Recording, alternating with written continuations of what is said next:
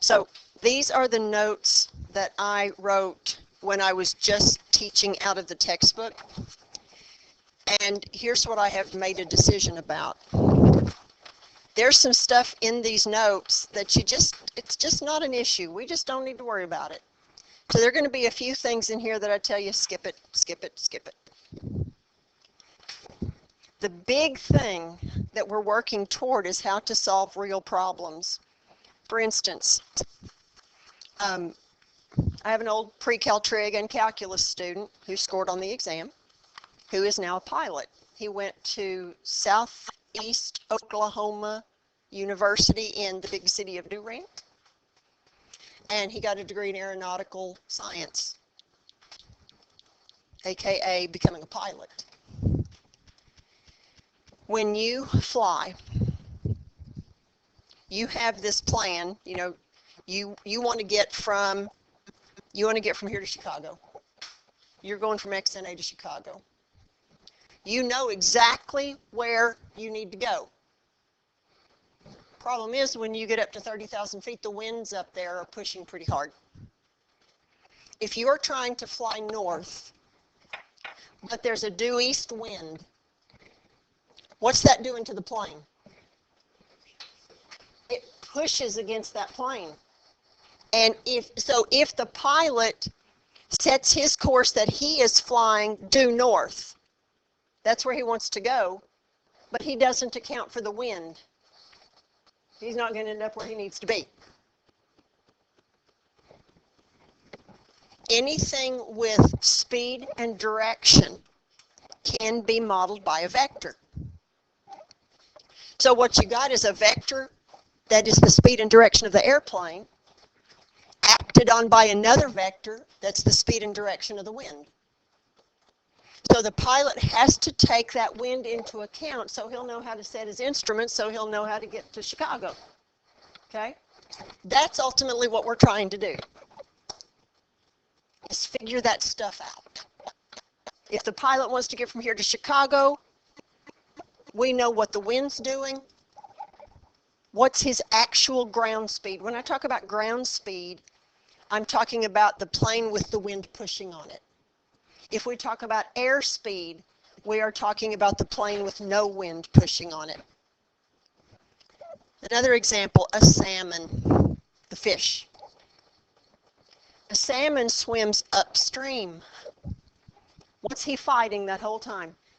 The current. If you got a salmon he's swimming, his goal is to swim upstream, but you've got a current pushing against him, what does that do to him? It's going to slow him down, and it's going to push him off course, right? So that's another example of vectors, and we're going to work a salmon problem too.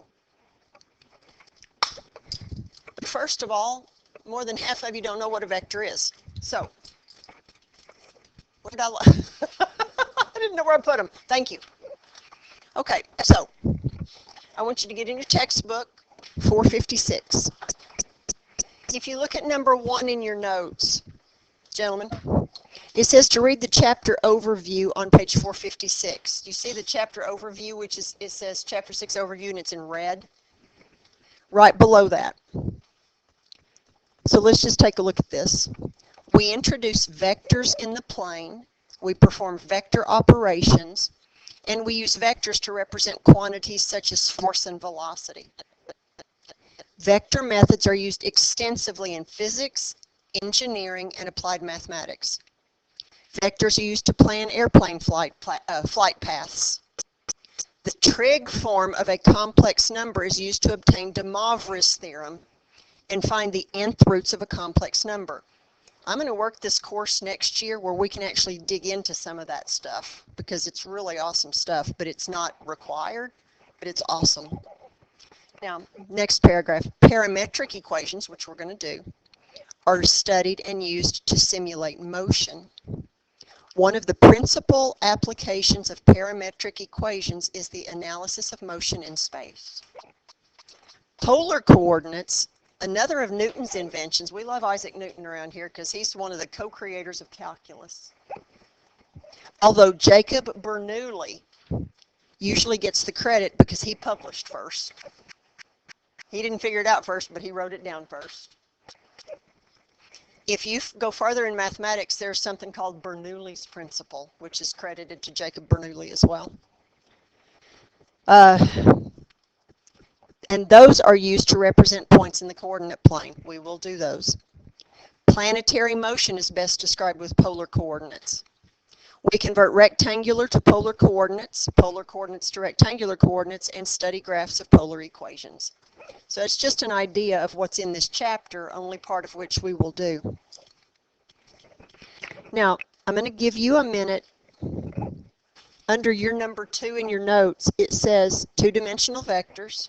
We are not going 3D in here. Read the paragraph under this heading on page 456. So right here where it says vectors in the plane, and in red it says two-dimensional vectors, I'm going to give you a minute just to quietly read that paragraph. You have got some space right below your number 2, and we're just going to draw a couple pictures.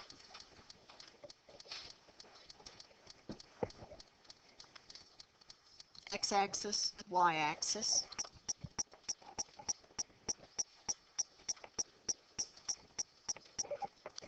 I can draw a point out there. What does that A stand for? The x value, which means the horizontal distance, right? B stands for the y value, which stands for vertical distance. Now, if we draw that same point in the same place, pretend that's in the same place, and we draw a line segment starting at the origin,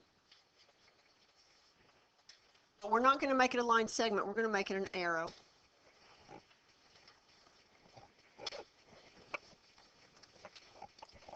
Now, here's what I need you to understand. This is not a ray. A ray goes on forever. This is a directed line segment. So it is a line segment, but the reason it's got an arrow is to indicate which direction it is pointing, okay? And if that thing ends at the point AB, then what we have just drawn is a vector.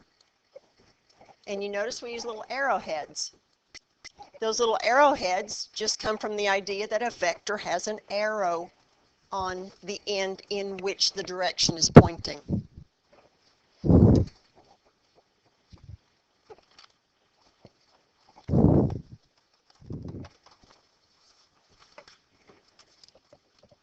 This is called the head of the vector. This is the tail of the vector. The length of the vector is called its magnitude.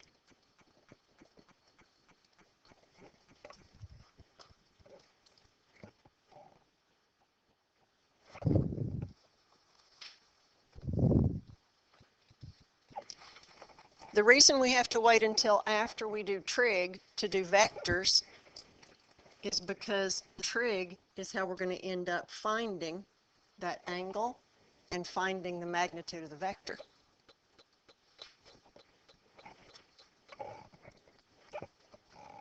Now, I need you to understand that vectors do not have to start at the origin. They can start anywhere on the plane. It does not matter.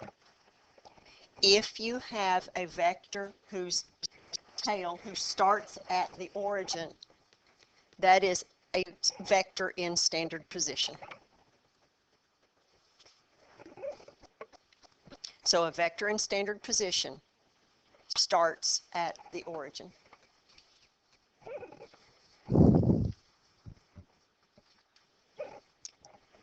Let's look in number 3 in that box, a two-dimensional vector. Do you notice in there it's got V, but it's in boldface? That's how very often in text you will be able to identify a vector, because they'll be written in boldface, bold type. A two-dimensional vector, V, is an ordered pair of real numbers. See, It's an ordered pair, just like a point, except it's got the arrows to indicate that it's a vector and not a point. And it's denoted in component form. Do you hear that? This is what we call component form. The numbers A and B are the components of the vector V. A is the horizontal component, and that ought to make sense because X means how far do you go this way? The B is your vertical component, and again, that ought to make sense because that's how far you go vertically. A standard representation of the vector AB is the arrow from the origin to the point AB, just like we drew here. The magnitude of V is the length of the arrow, and the direction of V is the direction in which the arrow is pointing. The vector 0 is called the zero vector. That's a very clever name. It has 0 length, and it has no direction. So, does it exist? Now, number 4 says read the top paragraph on page 457. So please do that. Just the top paragraph. There are 3 terms in there that you got to know. Initial point, terminal point, and equivalent vectors. Based on what you read there, what's the initial point? The initial point of a vector is where it starts. The initial point of a vector is where the vector starts. That's the tail. The terminal point of the vector is where the vector ends. That's the head.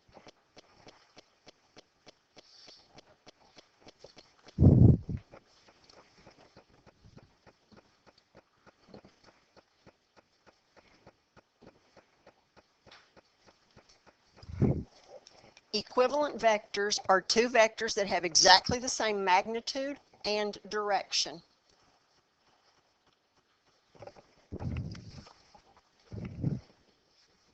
Oh, sure. You could have an infinite number of vectors that are equivalent. You sure could.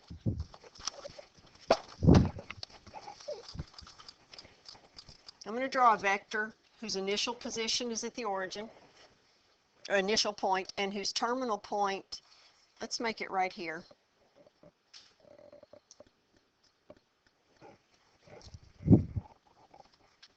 What is the horizontal component of that vector? Meaning, how did it move from the initial point to the terminal point horizontally?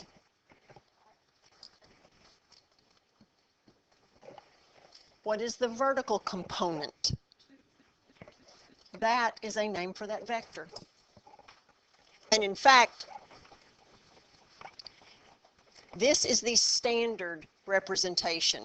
And remember, standard position for a vector means the initial point is at the origin. But I could create another vector that could be represented by 5, 2. If I started right here. In order to create a vector that is equivalent to the red one, what do I have to do? Go right 5 and up 2.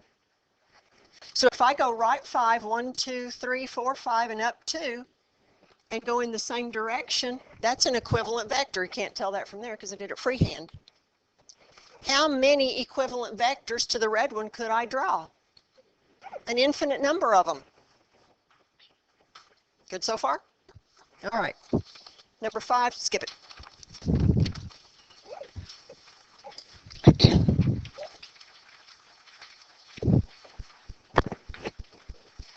Look at in the box, the head minus tail rule. I'm going to give you this point, which is 1, -3, -2. And this point is, what's that, -4, -4? If I want to come up with component form of that vector, I do head minus tail for the x's and head minus tail for the y. 1 minus negative 4 and negative 2 minus negative 4. And that's how I find the component form. 5, 2. Do you understand what that rule says? Okay, look at your number 6. Now here's what I want us to do.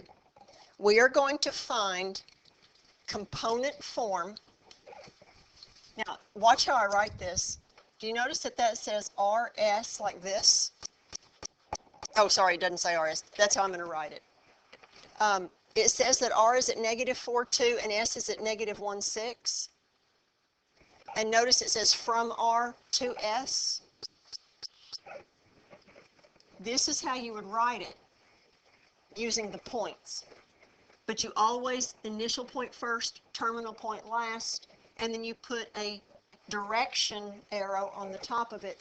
Please note, when we are dealing with vectors, that is not array. But in geometry, you learned that notation was array. It's not array when you're dealing with vectors. It is a vector. You are told that R is negative 4, 2, and you are told that S is negative 1, 6. Whoops, that's not supposed to be an arrow. How do I find component form of that vector? How do I find the horizontal component? What do I do? Negative 1 minus negative 4 is the horizontal component, and 6 minus 2 is the vertical component. Head minus tail. Terminal point minus initial point. So what is component form of that vector? 3, 4.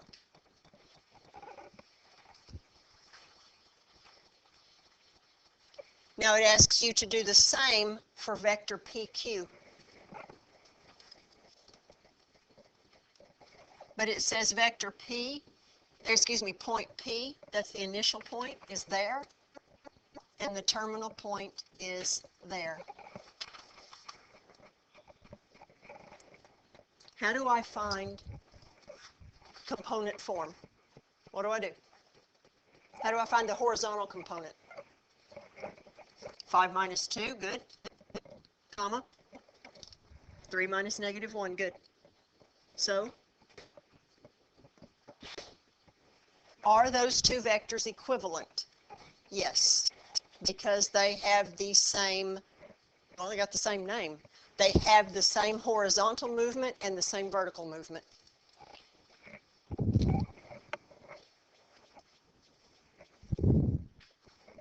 Okay so far? Skip number 7. Let's go to number 8.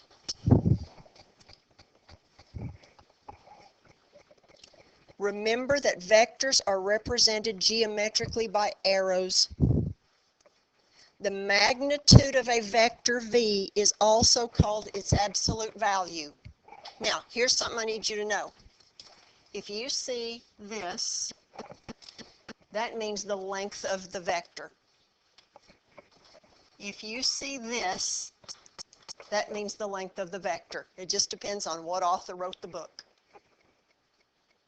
They mean the same thing. It's the length of the vector. Magnitude is never negative, just like absolute value is never negative.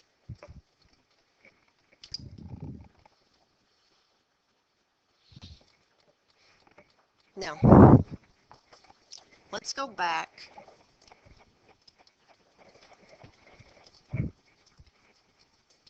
Let's go back to these two vectors.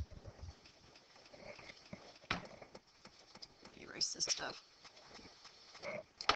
If I want to find the magnitude or the length of the vector, graphically it's real easy. How could I find the length of that red vector? Make it a right triangle and use Pythagorean theorem. Good. So if I just did this, you said the horizontal component was 5, you said the vertical component was 2. What's the length of the vector? You can do Pythagorean theorem in your head. Square root of 29.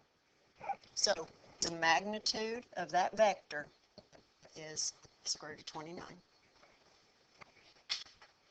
What's the magnitude of the purple vector? Same thing, because they were equivalent vectors. Now, if you do not see the graph, it's easy to just plot them and then draw yourself a little right triangle. But you don't really have to do that. Let's take this one. And this point was 1, -2, and this point was -4, -4, -4.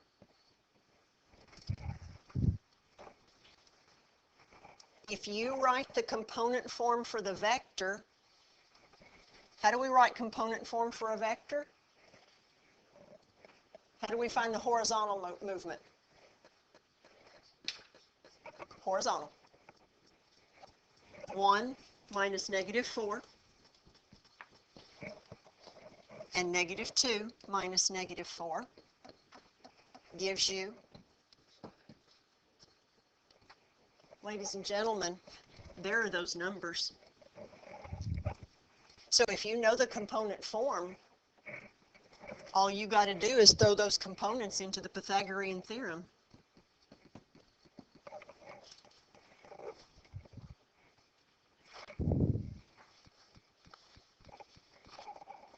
Look at your number 10. Can you find, you do it yourself, can you find the magnitude of that vector v? What magnitude are you getting? Say again. Square root of 8, which simplifies to 2 root 2. Yeah, that's the magnitude, 2 square roots of 2. That's all there is to finding magnitude, not hard. Okay, we're on your number 11. And it says to read the paragraph under the heading called Vector Operations on page 458. It's red, short paragraph. Have a read. Do you remember, you have done scalar multiplication? Not in this class. Remember back in Algebra 2? Remember matrices? Yeah. I give you a matrix 3, 2, -1, -5. And I tell you to multiply that matrix by 2. What does that mean to do? Yeah, it means you multiply each element in the matrix by 2. That's scalar multiplication. When you multiply a matrix by some number, that's called scalar multiplication. We can do the same thing with vectors. Now, those of you who are watching the video, we're going to the dot cam right now, so I'm going to have a period of time where we cannot record. Toodles. We're going to skip number 14.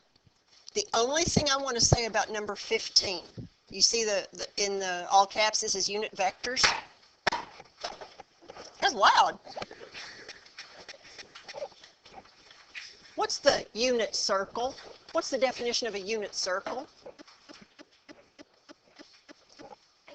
A circle with one point.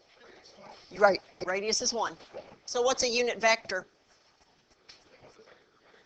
Magnitude is 1. That's all a unit vector is. That's all you need to know. Okay. Go down to number 17.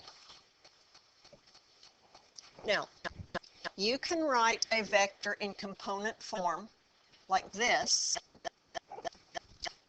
but you can also write it another way.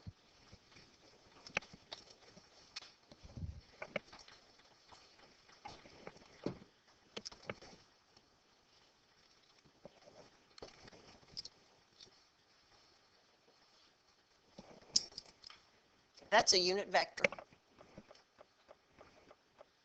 Now, what is the component form of that unit vector? 1, 0. So I could write this as 1, 0. Now, some authors like to use vector notation in a different way than with the arrowheads. and they will call this unit vector the vector 1, 0. They will call that vector I. Now, that's what you have in your number 17. And they will call this unit vector, now what are its components? And they will call this vector, vector J. Now I want to show you something. If I want to draw,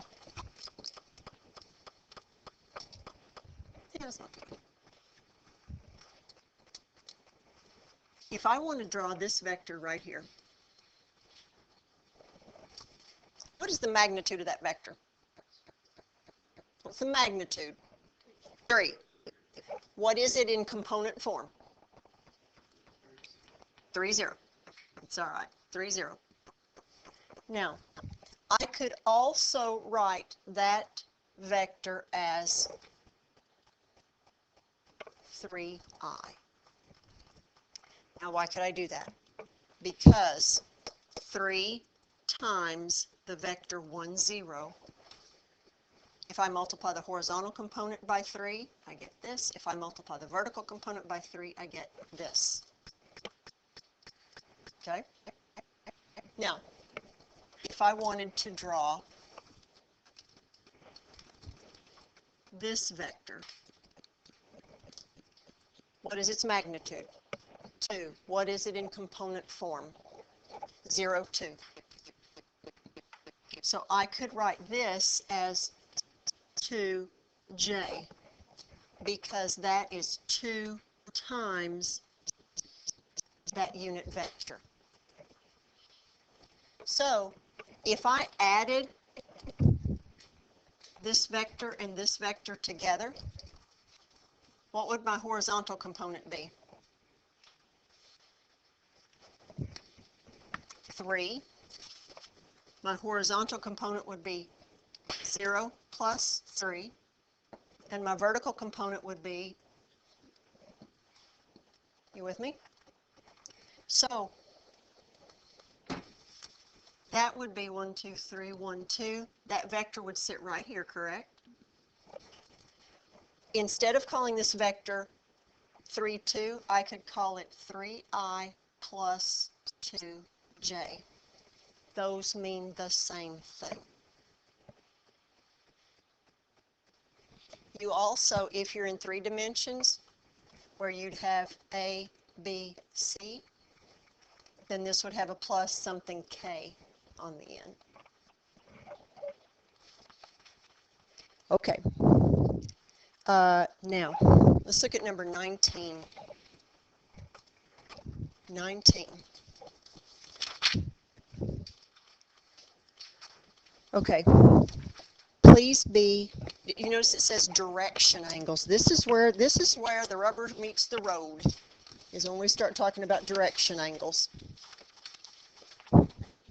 You see on your page 460, about 2/3 of the way down, it says direction angles in red. That's a real short paragraph. Now, it says you may recall from our applications in section 4.8, we didn't do section 4.8 out of the text, so you're not going to remember. That direction is measured in different ways in different contexts, especially in navigation. I'm going to explain that to you in just a minute. Go ahead and read the rest of the paragraph. I want this to be the last thing we do today. And if it won't hurt you too badly, we won't have homework this weekend.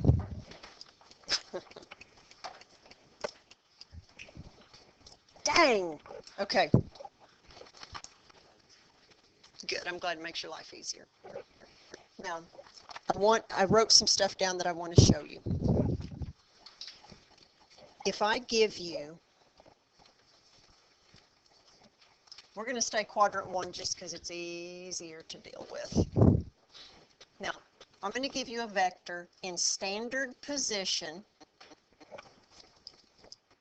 that is that in component form. Now, what's it mean for a vector to be in standard position? It starts at the origin. So we're going to go right 3 and up 4.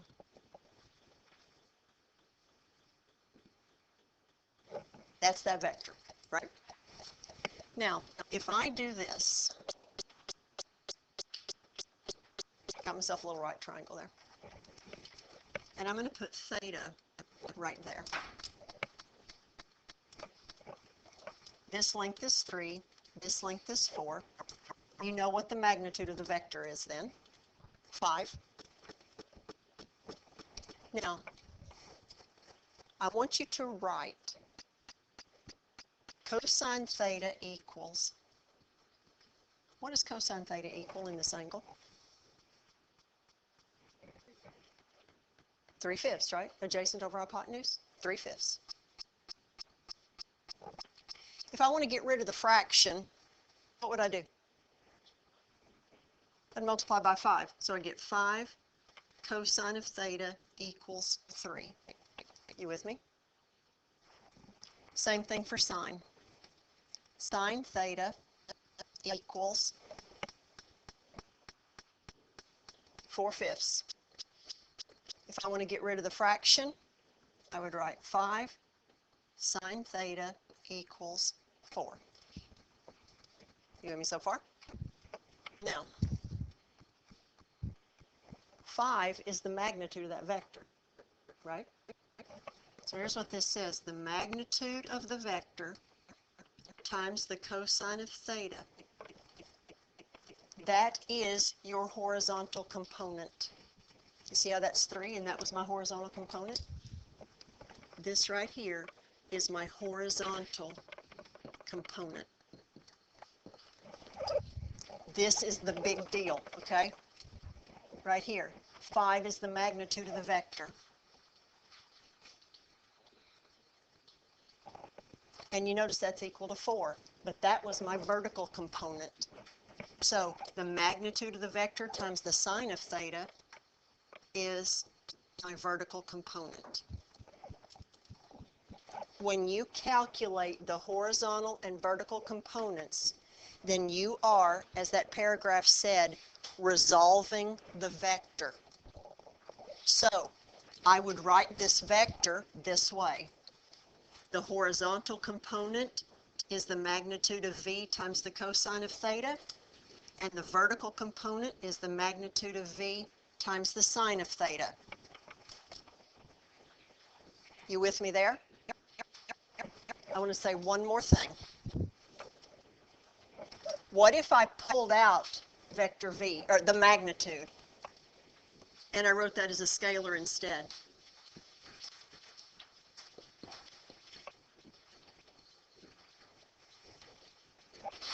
This piece right here, hang on. That's just a unit vector. Well, cosine theta plus sine theta. I want you to see something. If you found, okay, you ready for this mind blown right here? You know how to find the magnitude of a vector if you're given the horizontal and vertical components. You take the horizontal component and square it, plus the vertical component and square it, and then take the square root, Pythagorean theorem. Horizontal component squared plus vertical component squared, and take the square root. What is that? That's 1. That's 1. Oh my goodness. Oh my goodness. Now, this is the meat right here. I need you to write yourself a note. Okay? Put at the top of the next page. Write this for me. Start with bearing. Now, what did you're thinking? I don't know what you mean. This word right here. That's where we have to start on Tuesday. Hope you have a great week.